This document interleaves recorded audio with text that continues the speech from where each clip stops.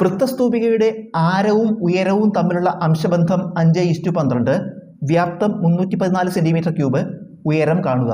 വൃത്തസ്തൂപിക എന്ന് പറഞ്ഞാൽ കോണാണ്. വൃത്തസ്തൂപിക എന്ന് പറഞ്ഞാൽ കോണാണ്. ആരം റേഡിയസ് ആണ്. ഉയരം ഹൈറ്റ് ആണ്. ഈ ആരവും ഉയരവും തമ്മിലുള്ള റേഷ്യോ നമുക്ക് തന്നിട്ട് 5:12. നമുക്ക് വ്യാപ്തം തന്നിട്ട്, വ്യാപ്തം പറഞ്ഞാൽ വോളിയമാണ്. വോളിയം തന്നിട്ട് 314 സെൻറ്റിമീറ്റർ ക്യൂബ്. നമുക്ക് എന്ത് കാണണം? ഹൈറ്റ് കാണണം. അപ്പോൾ നമുക്ക് ആരവും ഉയരവും തമ്മിലുള്ള റേഷ്യോ 5:12. ആരവും ഉയരവും തമ്മിലുള്ള റേഷ്യോ 5:12. അപ്പോൾ നമുക്ക് ആരം എന്തെടുക്കാം? ആരം 5x എന്നെടുക്കാം. ഉയരം എന്തെടുക്കാം? ഉയരം 12x എന്നെടുക്കാം. ഉയരം 12x. നമുക്ക് വ്യാപ്തം കാണാനുള്ള സൂത്രവാക്യം എഴുതുക. വൃത്തസ്തൂപികയുടെ വ്യാപ്തം സൂത്രവാക്യം 1/3 പൈ r²h. വില കൊടുക്കുക. 1/3 പൈ ഇൻറ്റു ആരം സ്ക്വയർ എത്രയാണ്? 5x² into h 12x. നമുക്ക് ഈ 3ഉം 12 വെട്ടുമ്പോൾ 4 എന്ന് വരും.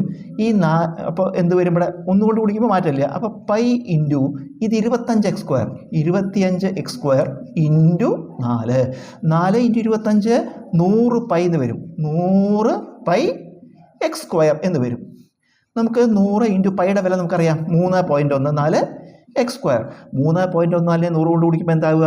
2 ദശാംശ സ്ഥാനം പോകും. 3.14 100 കൊണ്ട് കുടിക്കുമ്പോൾ 100 2 സ്ഥാനം വലത്തോട്ട് നീക്കുമ്പോൾ 314 വരും. 314 x². നമുക്ക് എന്താ കിട്ടിയത്? വൃത്തസ്തൂപിയുടെ വ്യാപ്തം കിട്ടി. വൃത്തസ്തൂപിയുടെ വ്യാപ്തം അത് നമുക്ക് തന്നിട്ട് എത്രയാണ്? 314. അപ്പം നമുക്ക് എന്താ എഴുതാം? സമം 314. അപ്പോൾ x² കാണാൻ ഇൻറ്റു 314 എടുക്കുമ്പോൾ ബൈ ആവും. 314/314 എന്ത് വരും? 1. x² 1 ആണെങ്കിൽ എക്സും 1 ആയിരിക്കും. 1ൻ്റെ സ്ക്വയറിലെ 1. അപ്പോൾ x² 1 ആണെങ്കിൽ എക്സും 1. നമുക്ക് ഇതിന്ന് കാണേണ്ടത് ഉയരമാണ്. ഉയരം എത്രയാണ്? 12x. വില കൊടുക്കുക. 12 ഇൻറ്റു എക്സിൻ്റെ വില 1. ഉത്തരം 12 സെൻറ്റിമീറ്റർ.